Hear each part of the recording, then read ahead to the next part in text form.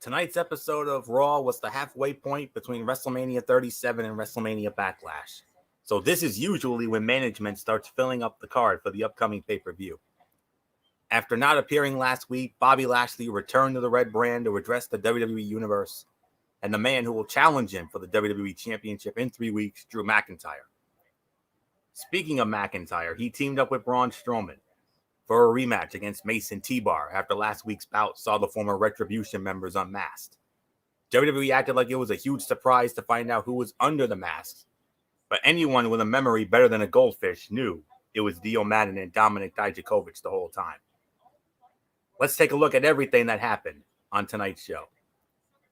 Welcome everybody to another edition Welcome everybody to Ridiculously Raw, the most must-see show on YouTube and StreamYard.com today. I am your host, Anthony Floyo, joined, as always, by good old MF Michael Fletcher. I know for a fact that the Twisted Angel Didi Woodson is not with us this evening for personal reasons. I'm not sure what happened to Michael Bullock. I apologize for the late start. I had some computer issues on my end that have now been cleared up. And I'm not sure what happened to Bullock. I sent him the invite, but he has yet to answer us, so I'm thinking maybe Bullock might not be on the show tonight. So,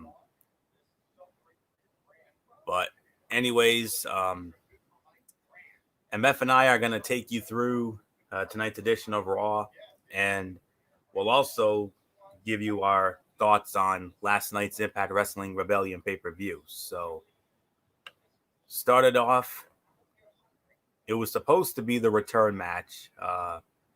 Mason T-Bar against Drew McIntyre and Braun Strowman, but Braun Strowman said, then Braun Strowman and Drew McIntyre got into a heated argument in the gorilla position prior to the match. So Braun said, I want to go it alone, do what you couldn't do last week, and that is beat him in a handicap match. Yeah, how did that work out? Not so well. The match got thrown out in 2 minutes and 55 seconds. Strowman wins by DQ. Then we get the return match, restarted as a tag team match, of course, and Mason T-Bar win the match via a countout. Yeah, we're going to bypass this. But ditching the mask was the best thing Mason T-Bar could have done. Now we just need to get them back their original ring names, and they should be set to go. From a storytelling standpoint, this was almost the same thing we saw last week. No new ground was treaded. Nobody gained anything from the disqualification and countout finishes. What helped was the physical exchange these superstars had between the moments of bad booking. This match was four powerhouses beating each other up, so it had some enjoyable moments.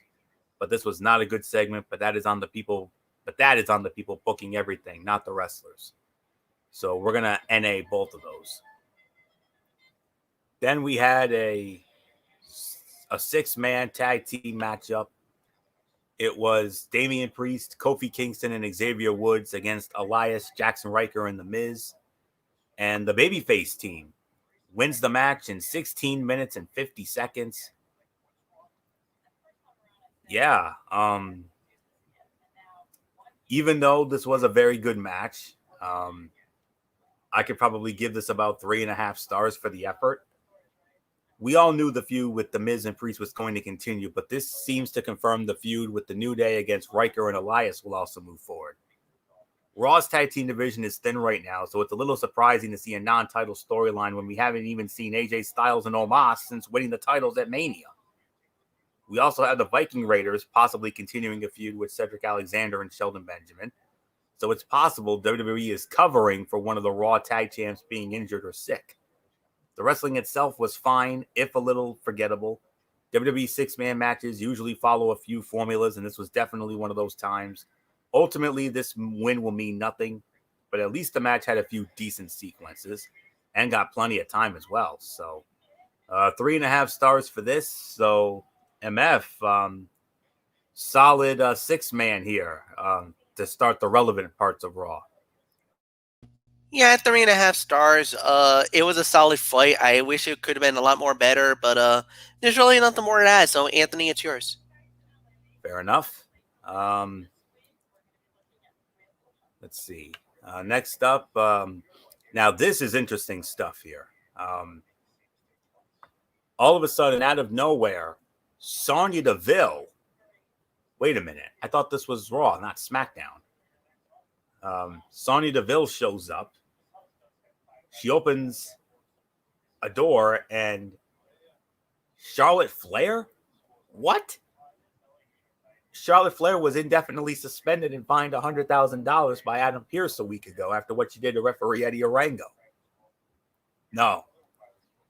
Turns out that Sonya apparently undermined Adam Pearce's authority and took it upon herself through a few apologies, of course. Charlotte Flair apologized to referee Eddie Orango and apparently paid the $100,000 fine in full. And the referee even apologized, even though it was at Charlotte's request. But because of all that, Sonya Deville lifted the suspension of Charlotte Flair. Okay. If Dee Dee was here right now, she'd be spitting kittens. She would go absolutely ballistic right now. And Mike Bullock probably would be following suit with that as well. The thing is, I believe Sonya is an authority figure as well now. So unless she got the okay from upper management that goes over Adam Pearce, that's the only thing I could think of, that she got the okay from either a McMahon. I think that's the only people that I know who would be over Adam Pearce. It was probably either she went to Shane, Stephanie, or maybe Vince himself and got this to get overturned.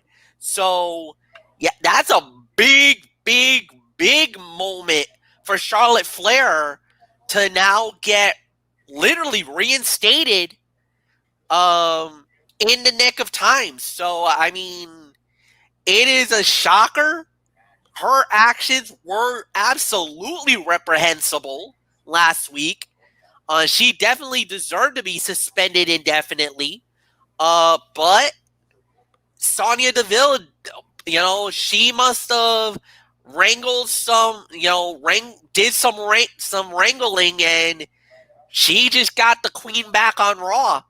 You know what? I gotta say it. They need her. Desperately need her. So I think for Sonya to do what she did, that's a huge, huge move by her. But like you said, Florio, she undermined Adam Pearce. Let's see how that plays out, because that could be very interesting. Yeah, very much so. I'm trying to find my things on this.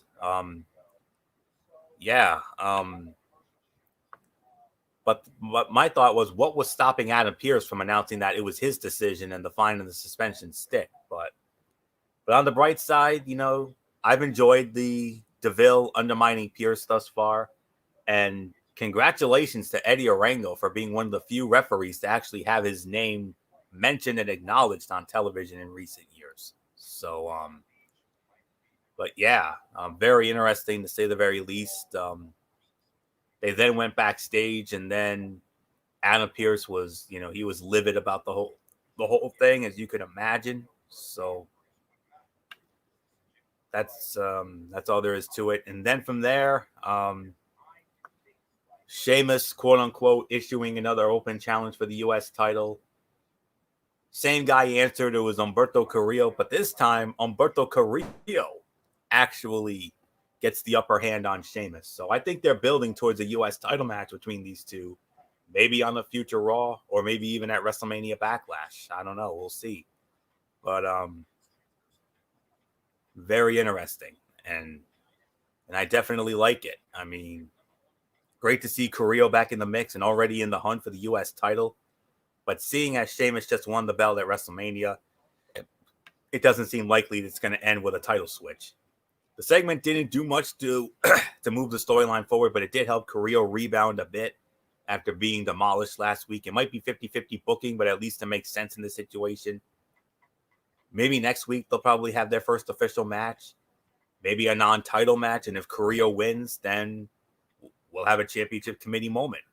He'll earn himself a title shot at WrestleMania Backlash. We'll see. So not much more to say there. I know MF's got something to say about this. There was a backstage moment. Riddle was being interviewed by Kevin Patrick and then interrupted by Randy Orton.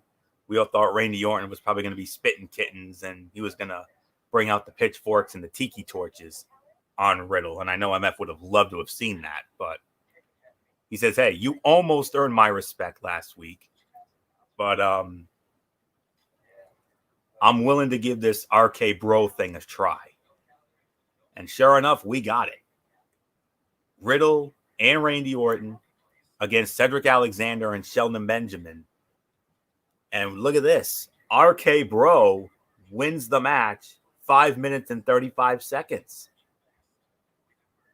Riddle at times can be annoying with his gimmick, but the exchange he had with Orton backstage was just the right amount of dumb to be funny. The Viper's deadpan delivery is what really sold it. The match that followed was surprisingly straightforward. Orton did not turn on Riddle, and this wasn't an excuse to get revenge. He actually seemed to want to make this work, even if he finds the Bro annoying. As usual, Alexander and Benjamin looked great. This was a solid match, and one of the better things Riddle has been involved with in quite some time. Yes, they got dicked for time, but still, it was still, this was like we would always like to say, a fun little sprint. 2.5 to 3 stars. That's what I gotta say. So MF, how do you like Team Ray? Are you feeling RK Bro or not yet? I'll give it a little bit of some time, but you know what? Right now, it was fine. I mean, look, Randy Orton's just reinventing himself. He's going to be a little bit of the funny ha-ha type guy. You know what? He does have a little bit of a sense of humor. It's a little bit of dry humor like I am. So I'm not really a funny individual. I'm kind of more serious, more, whatever you want it to be type of a thing nowadays. I used to be kind of more, I don't know. I kind of when they call me the Cerebral Viper, like Anthony and Mike Bullock, it's because I kind of have a cerebral type attitude. I'm not really too, I don't know. I think my humor is a little more dried humor more than anything else. So I mean, Orton giving it a try for Riddle. I mean, good for him. Let's see how this plays out. I wonder if this could lead to them possibly fighting for the tag team titles down the line. Are they setting them up to possibly fight with AJ and Amos for the Raw tag team titles? Because that's the question I would have more than anything else. But it was a fine fight, and Benjamin and Alexander did fine. So, nothing more to say. This was about 2.5. Florio, it's yours. I have a quick question myself when it comes to this. Sure. Are they grooming RK Bro to possibly be the next Team Hell No? You know what? That's a very good question. I did not even think about that. I mean, you do have the elements for it. I mean, it definitely would be interesting. But like I said, I mean, we'll just have to wait and see how it plays out. But yeah, I would be down for that. Yeah. The thought immediately went into my mind when Bullock and I saw that during our Raw chat this evening. Well, only with me. I never shared that with him. I shared that with you for the first time. So definitely will be very interesting to say the very least. So with that being said, 6-woman tag team matchup. We had all champions on the heel side. We had the Raw Women's Champion Rhea Ripley and the women's tag team champions, Nia Jax and Shayna Baszler. They squared off against Asuka, Naomi, and Lana. And the heel team, Rhea Ripley, Nia Jax, Shayna Baszler. They win the match in 11 minutes and 35 seconds. Well, MF, at least for 1 week, it looks like the Nia and Shayna team might be, at least they were a little bit more of a cohesive unit. Yes, there was some shenanigans during this match, thanks to Mandy and Dana.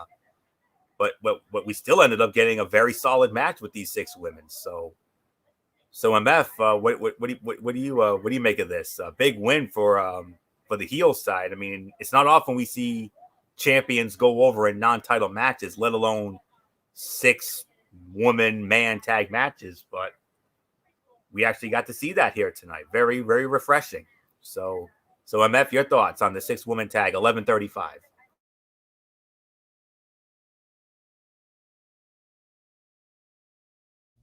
What are we talking about, Florio? The 6 woman tag match.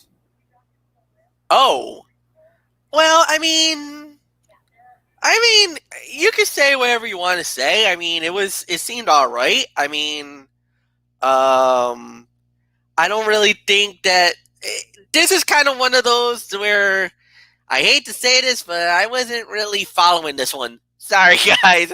I know. I should be more professional, but you can recluse yourself. It's all right. I'm gonna have to recluse myself. Sorry. Oh, that's Florio, all right. go. That's all right. We'll have you start off on the next one. I'm gonna give it a solid 3 stars for the effort. The booking of everything we saw with Mandy Rose and Dana Brooke was beyond moronic. Nia Jax falling in some water was not nearly as funny as WWE wanted it to be. However, the 6 women in the match actually put on a decent show when they weren't trying to make this into a cartoon. Ripley and Asuka looked especially aggressive at times. Also, the sudden turn of Ripley into a heel since WrestleMania seems ill-advised. The WWE Universe likes her, and it's unlikely she would be getting booed by a live crowd right now. Should we have been in front of one? But solid 3, maybe 3.25 stars for the effort here. So not much more to say there. Then we had another Alexa Bliss, Alexa Playground with Lily. Bullock's not here, so we can have some fun with this. Bullock's not a big fan of Alexa's eyes, and that's become one of our newest running gags in our Raw chat, MF.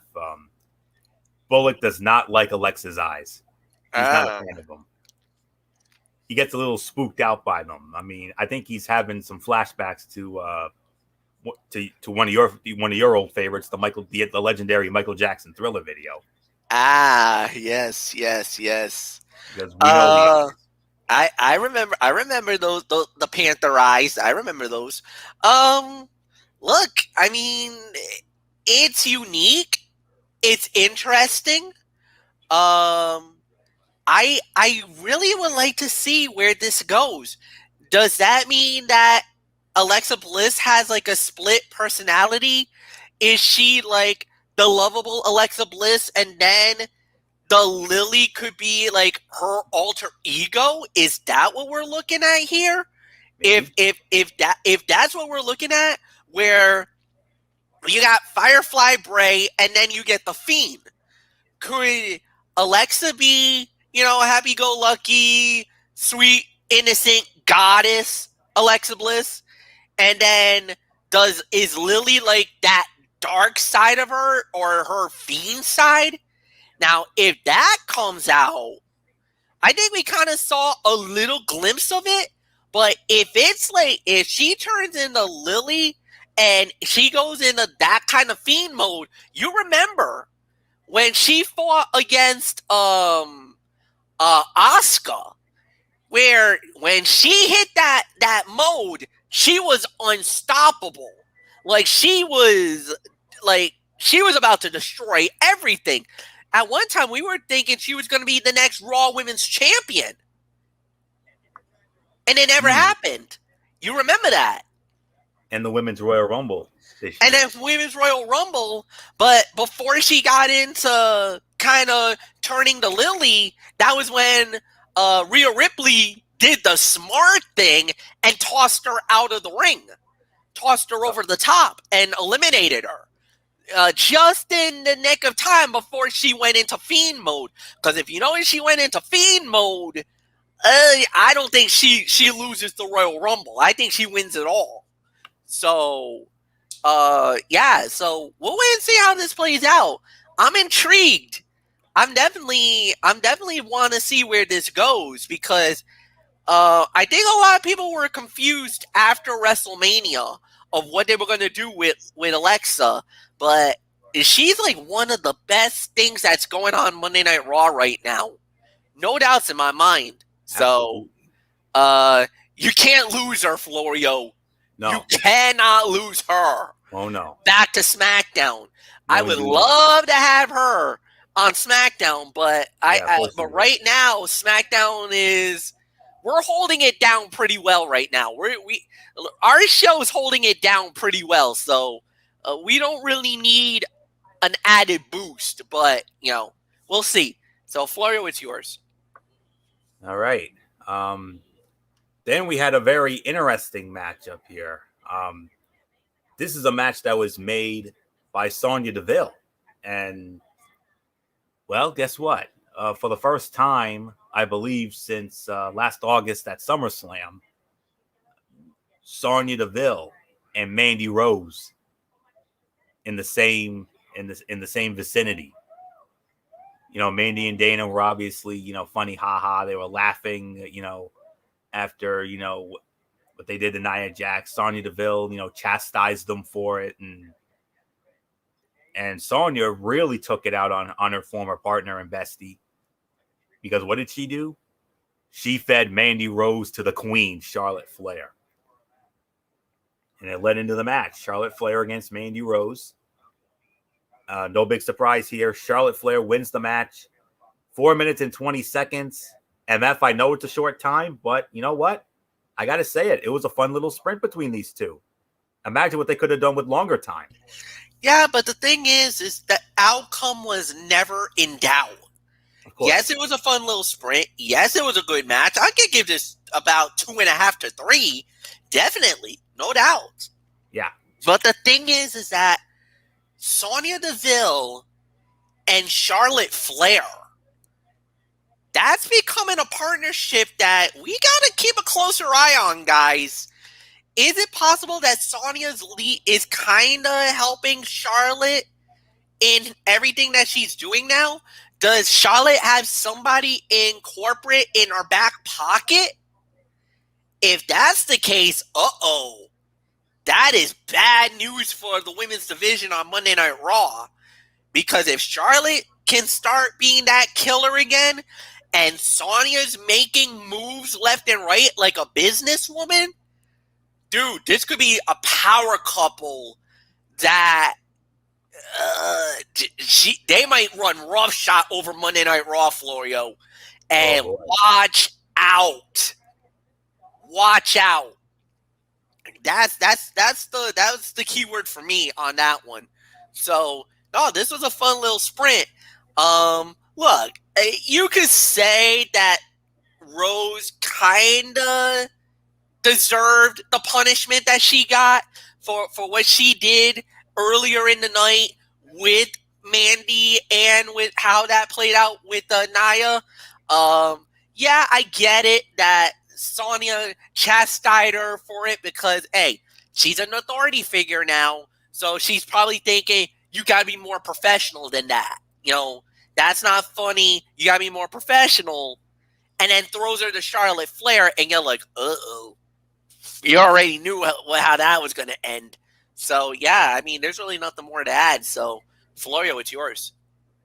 Yeah, it definitely wasn't going to – it definitely would not end well. No doubt about that. But, wow. Yeah, like I said, Sonya Deville has been showing signs of wanting to make a play for Adam Pearce's job for weeks, and it is finally starting to be a bigger part of the ongoing story. Could lead to some interesting moments in the coming weeks. The segment with Charlotte and referee Eddie Orengo was good. It let her be the pompous heel she has become and allowed Deville to show a few of her true intentions. Mandy Rose has consistently been improving in the ring ever since she got to the main roster. And being able to hang with Charlotte in this bout, move for move, shows how far she has come. This bout wasn't too long, but it did enough to tell the story it needed to tell. So I'm going to give this, like MF said, 2.5 to 3 stars. So pleasant surprise, no doubt about it. All right, main event time, one-on-one matchup, Drew McIntyre versus Braun Strowman. Stakes, high stakes in this matchup. If Braun Strowman defeats Drew McIntyre, then Braun Strowman gets added to the Bobby Lashley Drew McIntyre WWE Championship match at WrestleMania Backlash, thus making it a triple threat match. Winner of the match in 13 minutes and 20 seconds, and now added to the WrestleMania Backlash main event, all aboard the Strowman Express. Raw! Braun Strowman will get his first ever opportunity at the WWE Championship, albeit in a triple threat matchup. But there's no doubt about this. This was the fight of the night. I'm going to give this between 3.5 to 3 3/4 stars. If you like matches where two big dudes beat the life out of each other, MF, this is for you. McIntyre and Strowman know how to work snug and always make their fights look great. This was easily the fight of the night because it was simple and effective. The way it was booked at the end fell apart a little, but the majority of what we saw was solid. Adding Strowman to the WWE title match at WrestleMania Backlash was predictable, but necessary. If the Almighty is going to retain, he will probably pin Strowman to protect McIntyre for a future encounter. So, but man, you want to talk about a be a man fight? This was indeed a be a man fight and then some. This was a hoss fight. You can say whatever you want. But the Charlotte Flair and Mandy Rose match, that for me was a Tony special because, Charlotte and Mandy, two of my personal favorites when it comes to the women's side. And yes, my heart was beating out of my chest seeing those two beauties going at it. But we literally went from the beauties to the beasts, and these two beasts, I know MF was loving every minute of this. So a Tony special with the women and an MF special with the men right here. So 3.5, 3 3/4 of a star. This was the fight of the night. MF, like I said, this was an MF special. Two big horses beating the holy hell out of each other. Be a man fight and then some, right up your alley. Dude, it was the Scottish Psychopath versus the Strowman Express, and sorry,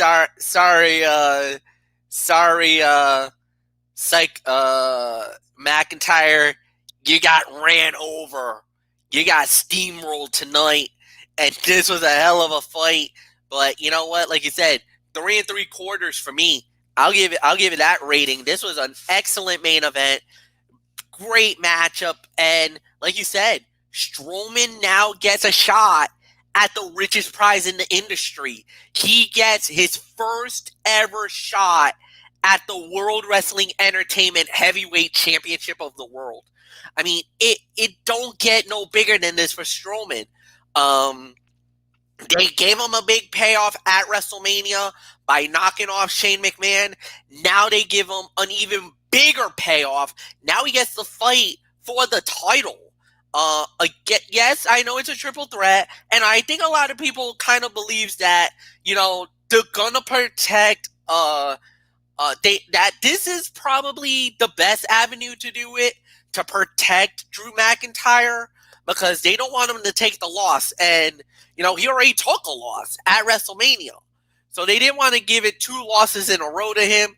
Maybe Lashley successfully defends by taking out Strowman, which would elevate Lashley even further as WWE champion. So we'll wait and see what happens. But yeah, this was a great way to close Monday Night Raw. A very good match. And like you said, now we get a triple threat. You kind of noticing that even though it's called WrestleMania Backlashes, you're seeing tweaks to some Mania matches that we didn't necessarily think was going to happen. So nothing more to say. Anthony, it's yours. prime example of that being the SmackDown Women's Championship. We all thought it was going to be Bianca and Sasha too, but no, they ended up giving the shot to Bayley, obviously as a reward for getting buried by the Bellas. And then on top of that, look at now the Raw main event for the WWE Championship. Yes, you have McIntyre and Lashley, which is a rematch from WrestleMania, but they've added Braun Strowman in there, so there's a little tweak to a match from WrestleMania. They just added a third man to that match. Indeed. So there you have it. So with that being said, overall thoughts on this edition of Monday Night Raw? MF, I mean, we've been begging Raw for weeks and weeks to give us, at least a halfway decent show. Yes, it started off very rough, but then once we got to that 6-man tag, it didn't fall off a cliff. Hard to believe. This was a halfway decent show. This was at least a 6.5 out of 10. I think, like you said, the first half definitely it kind of got stuck in neutral, but once we got past the 6-man tag, the ride started to get a little easier, and it was actually a comfortable ride. It was a casual ride. As a matter of fact, it was so comfortable, you could put that sucker on, you could put the car on autopilot and just sit back and relax, because that was kind of the ride we had tonight.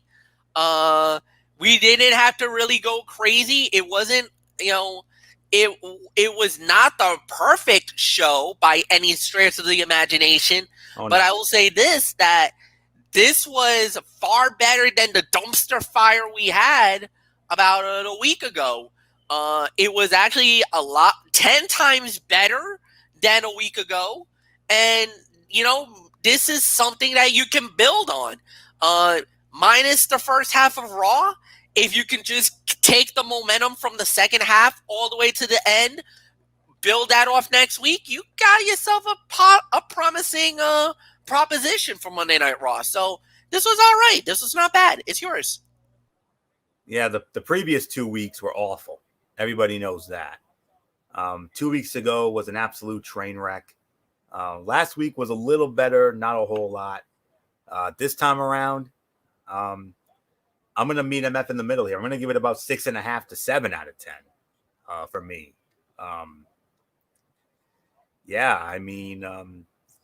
Main event was the fight of the night, and we had some very good matches here. We had like 3 quality matches, 2 fun little sprints, and a very interesting plot twist with Sonya Deville reinstating Charlotte Flair 1 week after she was quote unquote indefinitely suspended and fined $100,000.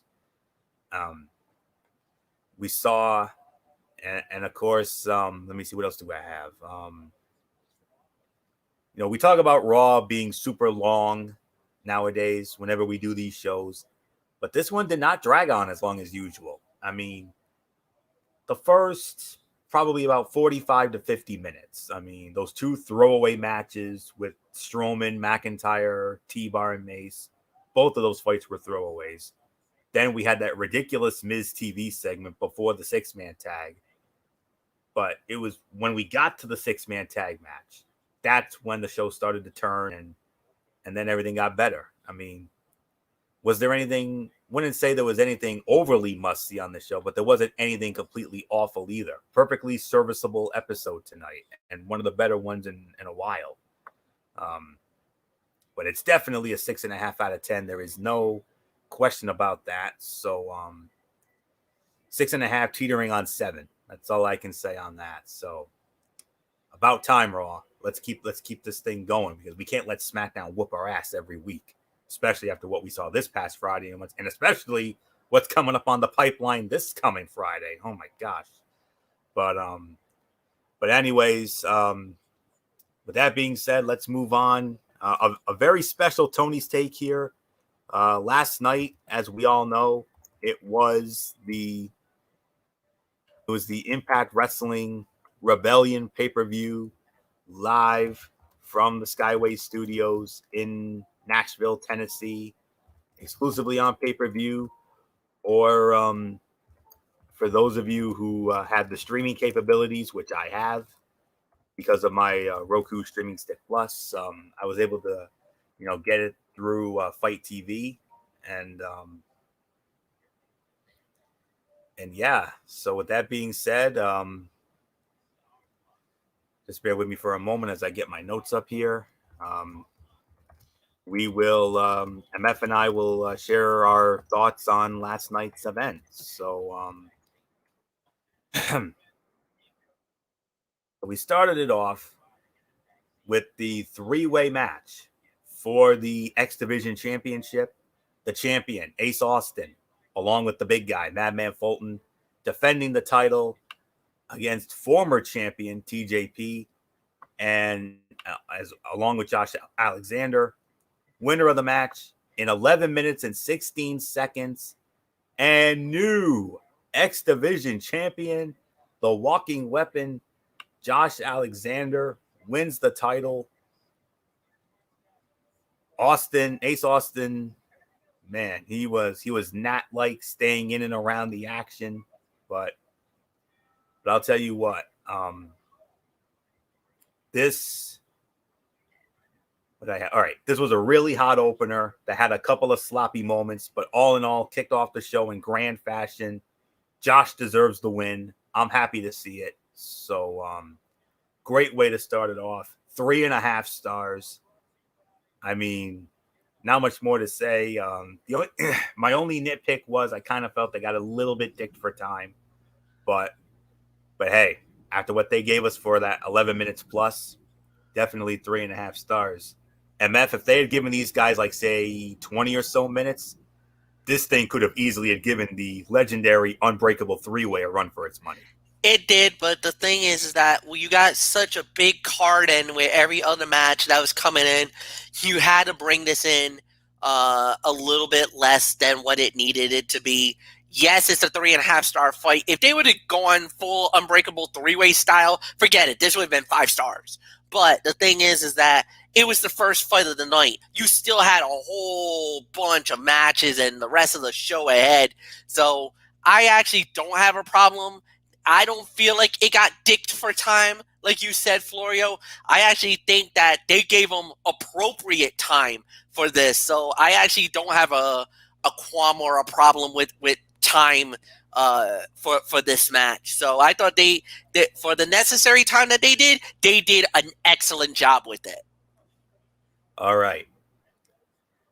Now we're going to move on. Oh boy, we're going to have some fun with this now. 8-man tag team matchup. James Storm, Chris Sabin, Willie Mack, and Eddie Edwards against Violent by Design. But you notice there were 3 members. You had Rhino, you had Diener, and you had Joe Doring. Eric Young obviously was supposed to be in the match, but he suffered an injury. So they needed a fourth. Oh, they got a fourth, all right. Oh, Michael Bullock has just joined us. We'll try our best to well, Bullock, come on in quick. You give us your overall thoughts and what stood out to you when it comes to tonight's Monday Night Raw. I know we're on time constraints here. Yeah, I mean, I thought tonight's Raw. I mean, yeah, I mean, in the beginning, and of course, when we had our chat for, we said the beginning was got to a rough start, but it did bounce back at the end. So yeah, I mean, I thought this was a good show to say the very least, and but yeah, I mean that Strowman and McIntyre match, that I really enjoyed that, and of course now this being a triple threat match now, it should be very interesting. But overall, this was definitely a good show. Yeah, MF and I gave it between 6.5 to 7. What says you? I'll say the same thing too. So yeah, so you can continue on with what you're talking about. Yeah, we just started the our review of last night's Impact Wrestling Rebellion pay-per-view. Because we're going to talk about one of the big bombs of the night. The 8-man tag, we talked about it. James Storm, Chris Sabin, Willie Mack, and Eddie Edwards against Violent by Design. 3 members, Rhino, Joe Doring, and Diener were there. They needed a 4th. And who was that 4th?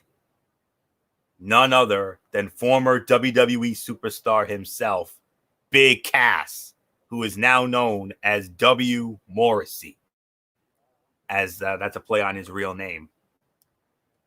And no big surprise here. Winners of the match, 10 minutes and 5 seconds. It was Violent by Design and W. Morrissey.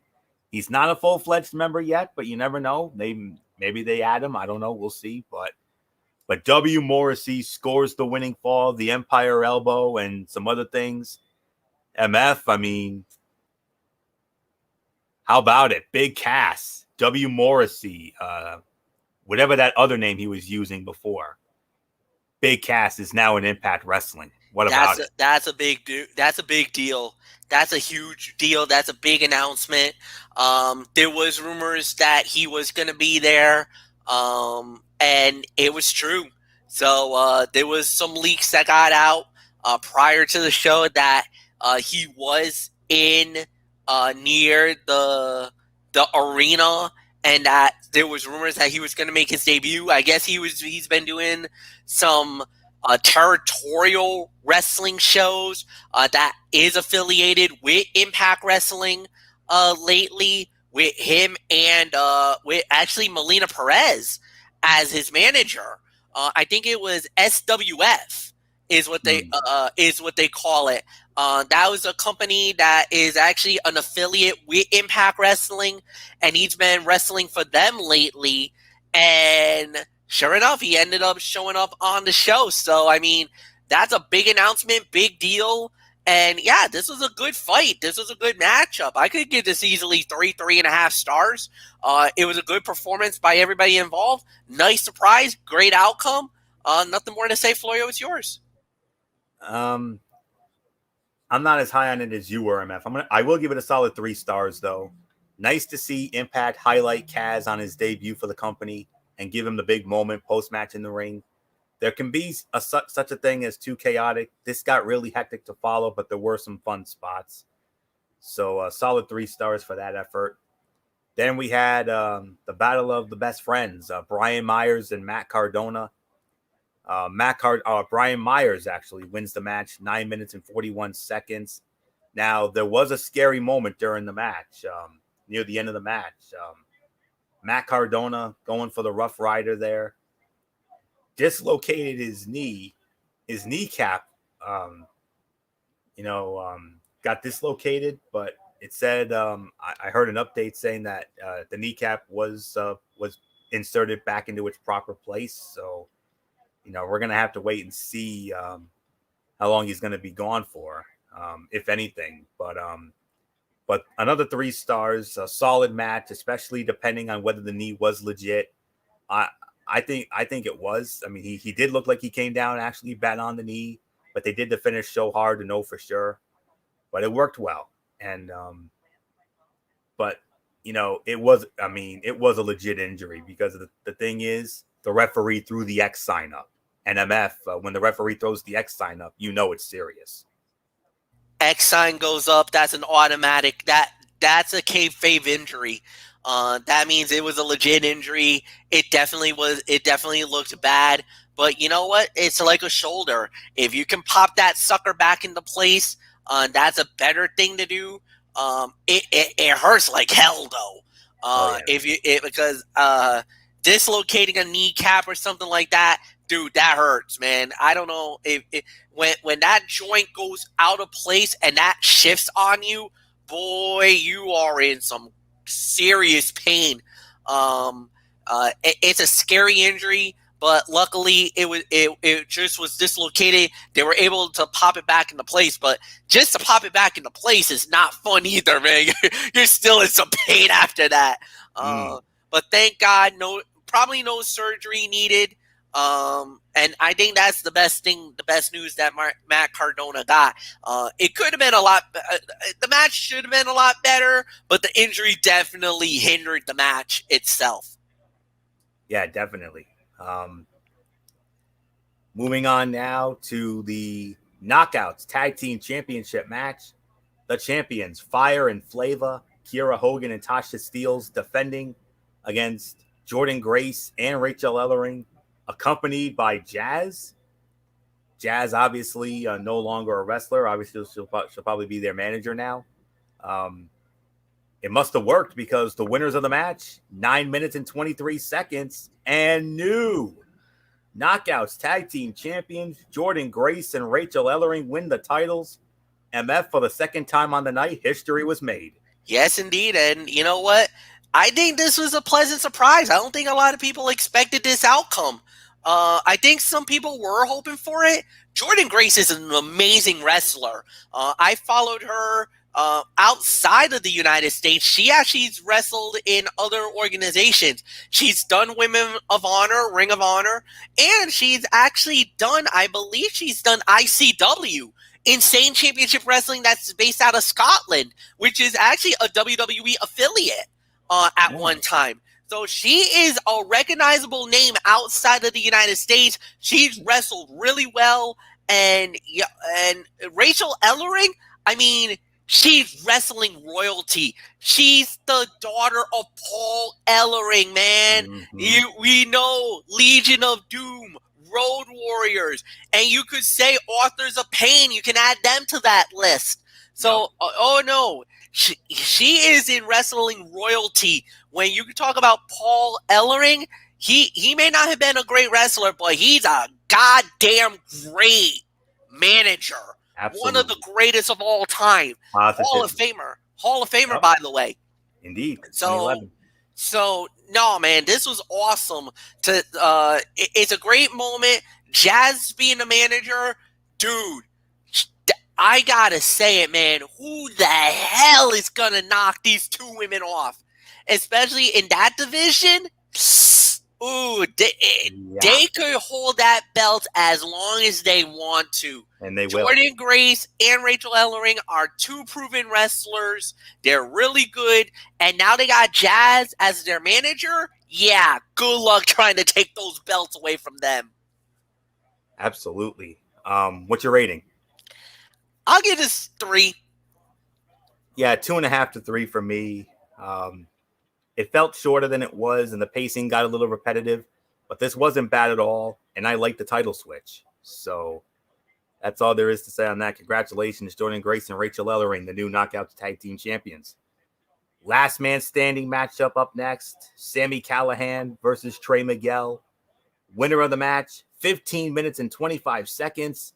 Trey Miguel picks up the win. Let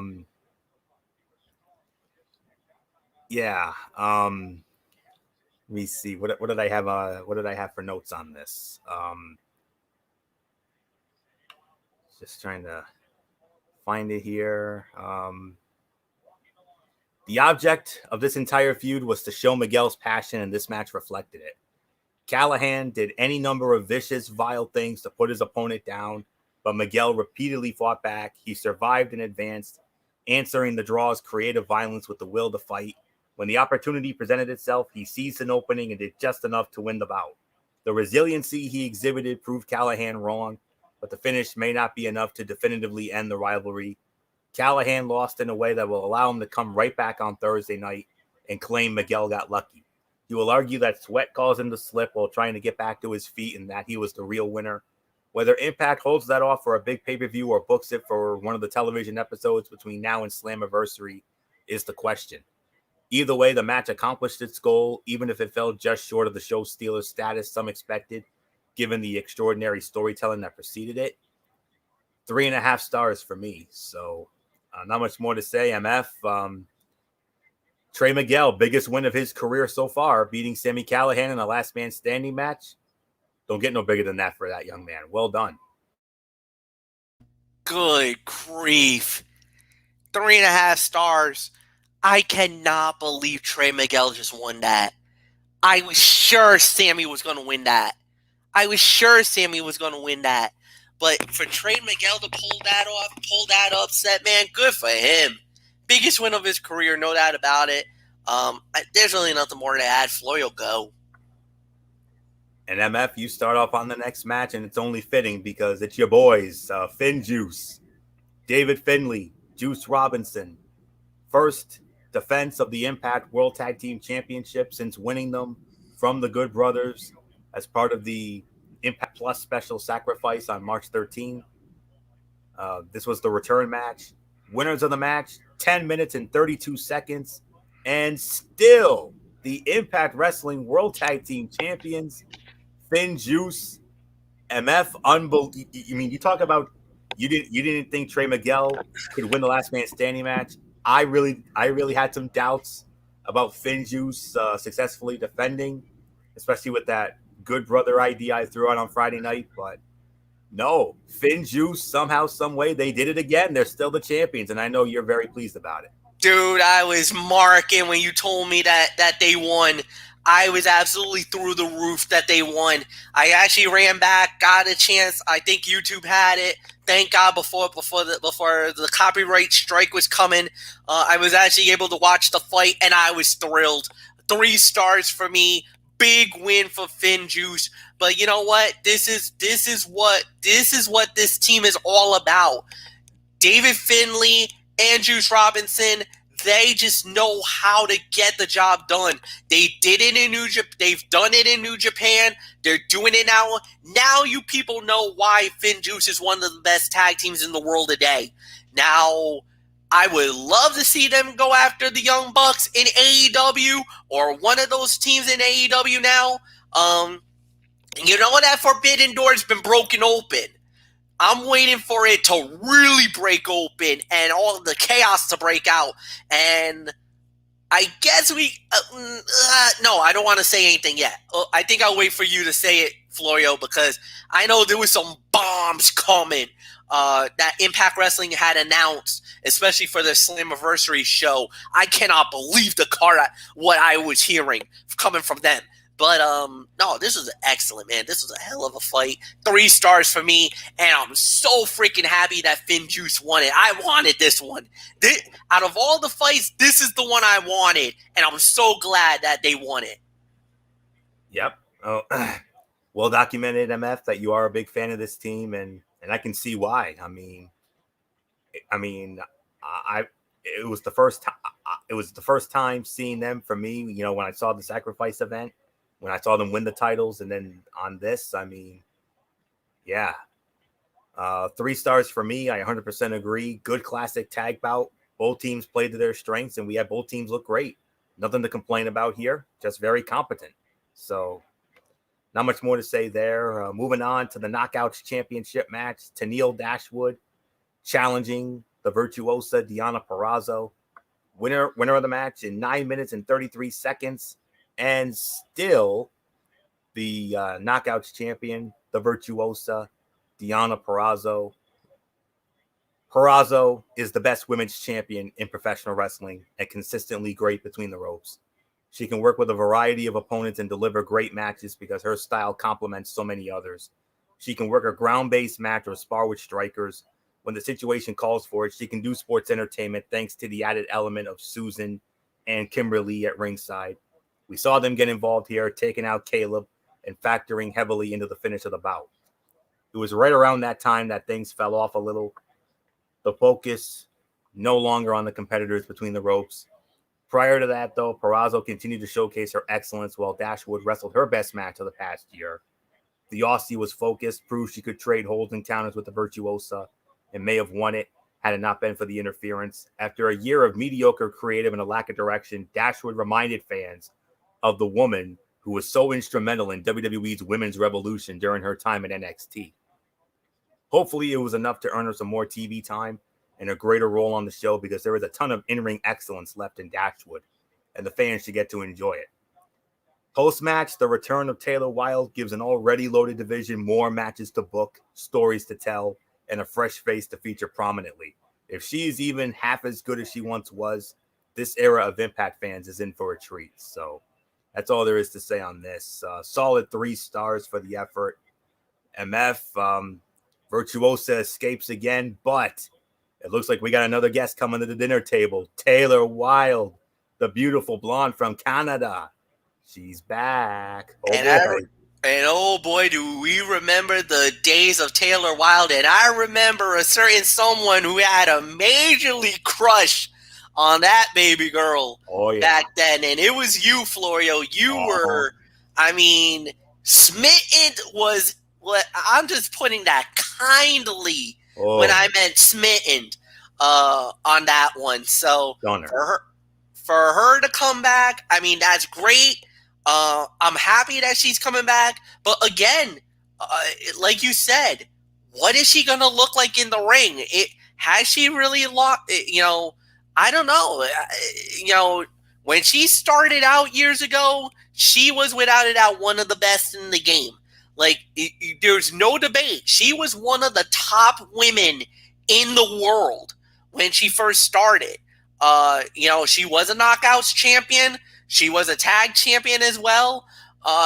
It's really now, she's been out of the ring for how many years? So can she really replicate that style? But the Virtuosa is amazing. And she had a great match with Tennille Dashwood. This was a solid 2.5 to 3. And we got to see what Taylor brings to the table. I mean, I think a Taylor versus Deonna is definitely in the cards. Maybe Slammiversary is where we're heading on that one. But we'll wait and see. But yeah, this was awesome. Nothing more to say. Anthony, it's yours. Yeah. We'll have to wait and see on that. But anyways, they made some announcements about upcoming attractions. Saturday night, May 15th. For those of you who have Impact Plus, which I do, their next event, it's appropriately titled two legendary words that MF and Shane O'Mac and Team SmackDown used back when they were building towards the Survivor Series in 2017. Under Siege. Yes, Under Siege is the next Impact Plus special on Saturday night, May 15th. And then Saturday, June 12th, they're bringing back one of their old pay-per-view events on the Impact Plus, Against All Odds. That was an original TNA pay-per-view. And then in July, date yet to be determined, one of their biggest events of the year, Slammiversary. And you noticed we saw a lot of the release names from WWE, the most recent release names. I think we saw the likes of Chelsea Green. I think we saw the likes of Mickie James. We damn sure saw Samoa Joe. Could Joe be on his way back to Impact Wrestling, the company that made him a household name? Oh, boy, if that's true. If it's true, that's a game changer. There was rumors about Joe possibly signing with Impact. I know a lot of people were hoping for him to go to AEW, but Joe deserves to go back to Impact. Impact was where he made his name way back when. Even though he started in Ring of Honor before that. Yeah, but in Ring of Honor, he was fine.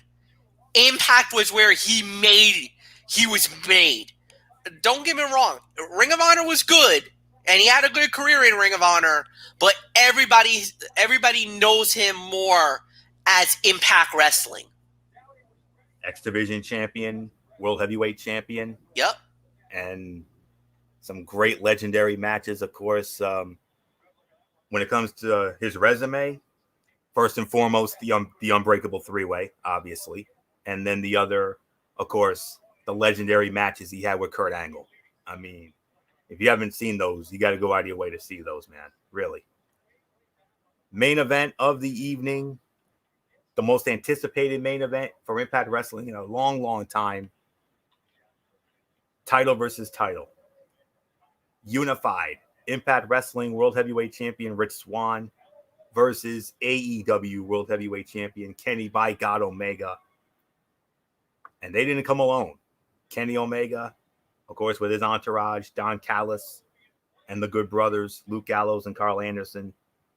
And we even had AEW contingents. Tony Khan was there. Jerry Lynn was there. Tony Schiavone was there. And even referee Aubrey Edwards, because in the immortal words of the late, great Chet Kopic from his ring announcing at WrestleMania 2 Chicago portion, we had not one, but two officials. Aubrey Edwards from AEW was the outside referee. Impact senior referee Brian Hebner was the inside referee. Of course, Rich Swann didn't come out alone either. He had Eddie Edwards and Willie Mack in his corner. And also on commentary, joining Matt Striker and D'Lo Brown, the man himself, Mauro Ranallo. He was there. When all was said and done, the winner of the match in, by God, as soon as I can find it, 23 minutes and 1 second, and the undisputed world heavyweight champion, the champion of champions, if you will, Kenny by God Omega. MF, you said it. You said it on in response to Derek Ferreira. They're building him up to be the superstar of the year because, you know, like the two-man power trip days, you remember, he who has the power has the gold. And Kenny Omega, what has he got? The AAA Mega Campeon. Yep. He's got the AEW World Heavyweight title. Now he can add the Unified Impact World Heavyweight titles to him. By God, who can stop this man? Yeah, and we're just living in his world now, guys. We're in his world and we're living in it. Kenny Omega, once again, the Impact, well, now the Impact World Champion, the AEW title, the AAA Mega Championship. There's only, I mean, if he, one person said it best, and it is a friend of mine. He's become the belt collector. Every belt that he's gotten, he's been collecting titles left and right. He's once again proven why he is the best in the world. It's without a doubt. It was a great match. It was a main event quality fight. 4 to 4.25 stars is what I'll say for it.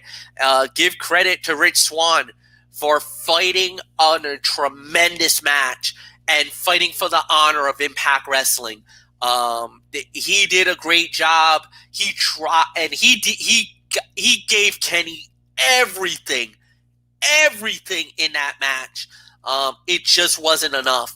Omega just went to another level, a more superior level than Rich, and he ended it. But the one thing I will say that had me shocked, Rich Swann kicked out of the One Wing Angel. Holy freaking crap. Can you believe that? Nobody kicks out of the One Wing Angel, and he did. He's, I think, one of the very few men that has ever kicked out of the One Wing Angel. So to get out of that move, to kick out on 2, I was stunned, floored, and I think the whole world was stunned. At that moment, that was like kind of the hope spot that maybe Rich has a shot here to win it all. But nah, at the end of the day, the right man won.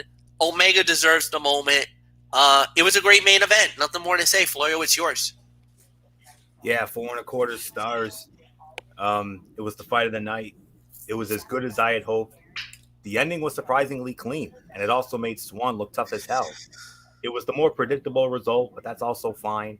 It ends Impact Rebellion with a new champion and a lot of questions for Impact fans. So there's no question about that. So we'll get into our overall review here. Great show. 8 out of 10 for me. This was a really good pay-per-view effort by Impact overall, with a hell of a main event and generally strong matches all throughout. W. Morrissey, Big Cass, his debut was a big moment that could mean good things for Impact, and we got a decent number of title switches. All in all, Impact delivered big here on their most high-profile pay-per-view in quite some time. Solid 8 out of 10 for me. MF, put a bow on it. Agreed. 8 out of 10. A lot of people are still talking about the show. It really paid off. I think for once, we can finally see the fruits of the labor of this merger or this working relationship between AEW and Impact Wrestling. It's starting to materialize, and we're starting to notice that Impact's quality has gotten better. I think a lot of people were very shaky about it at the beginning, saying, oh my God, Impact is getting buried by AEW. But now we're starting to see that some of the stuff is starting to work. And now maybe there is a build down the line. I think what's going to happen is expect some explosions to start very soon, maybe in April, May, June. And of course, with Slammiversary, I believe in July this year. Yep. So if that's true, expect a lot of chaos to break out very soon. And who knows? There might be that what they're talking about, maybe a possible feud between AEW and Impact Wrestling. But if you notice, there was also some names in Slammiversary. Yeah, in the promo. I forgot to mention. Two names, two of the biggest stars in New Japan Pro Wrestling. I even saw were in that, and two names you know very well: Kazuchika Okada and Tatsuya Naito. Dude, if Naito and Okada shows up, that is the biggest draws you can get. Oh man! I mean, you're talking about Rainmaker Okada, Wrestler of the Year in 2018. He was the number one in the PWI 500. He is a multi-time IWGP Heavyweight Champion of the World, the leader of Chaos, and without a doubt, one of the most recognizable names in the world of professional wrestling. And trust me, if there's one thing about Okada, he's got legacy with Kenny Omega, and I'm telling you right now, if Omega and Okada fight, oh my God, it's a 5-star. It's automatic 5 stars. Yep. It is automatic. Yep. And then you got Naito from Los Ignobles de Japón. Are you kidding me? I mean, if Naito shows up, oh boy, tranquilo excepte is all I'm going to say. Because this guy is oozing the confidence, that attitude. Dude, remember the double champion with the double championship? He was the man that created it. He was the first man ever to hold both the IWGP Heavyweight and IWGP Intercontinental titles at the same time. Mm-hmm. Nobody in the history of New Japan ever did that. He was the first ever. And I can tell you, he is without a doubt one of the biggest names in the world of professional wrestling. If you get Okada, if you get Naito on Slammiversary, oh my God, Impact Wrestling. Your show will be a 10 out of 10. That's all I'm going to say. Yep. Well, just with the star power alone, it would be the greatest Impact Wrestling event of all time. Absolutely. So yeah, man. 8 out of 10 tonight, but the future looks very, very, very bright for Impact Wrestling. They're going in the right direction for the first time in a long time. I'm thoroughly impressed with Impact Wrestling. As am I. And it definitely makes us more and more excited for Thursday nights now. So get that Twitch ready, MF, while I get my Access TV ready. So I know you'll be between that and the NFL draft on Thursday night. Absolutely. So there you go. That will indeed put the bow on this edition of Ridiculously Raw. We want to thank you all so very much for tuning in. We'll be back with you on Wednesday night over on MF's channel for the all-new Wednesday Night Mayhem as we will review NXT and AEW Dynamite. No Strictly Sports on Thursday. We are taking the week off, for the NFL draft and all that. Friday night, the Cerebral Smack Talk, MF. We'll have that. 2 huge championship matches. Apollo Crews, Big E, Intercontinental Heavyweight Championship rematch from WrestleMania. And, of course, the biggest main event since Kofi Kingston and Brock Lesnar a couple years ago, or a year and a half ago, rather. Roman Reigns, Daniel Bryan, title versus career for the Universal Championship. Daniel Bryan loses, he's gone. So, talk about winner take all. And then right back here next week. So, that's it. So, until Wednesday night for Wednesday Night Mayhem, it's Anthony Florio here on behalf of my panel, good old MF Michael Fletcher, the Phenom Michael Bullock, and in spirit, the Twisted Angel Didi Woodson.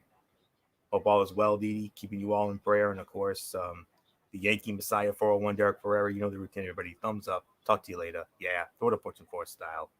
Bye for now, my friends. God bless. Be good to each other. Have a blessed couple of days. And until Wednesday night for Mayhem, you've been watching Ridiculously Raw right here on the Tone 25 on YouTube and StreamYard.com. And remember, beyond anything else, wrestling is indeed actually real. For everybody who's been a part of this one, for now, Anthony Florio, so long. Bye, everybody. Bye.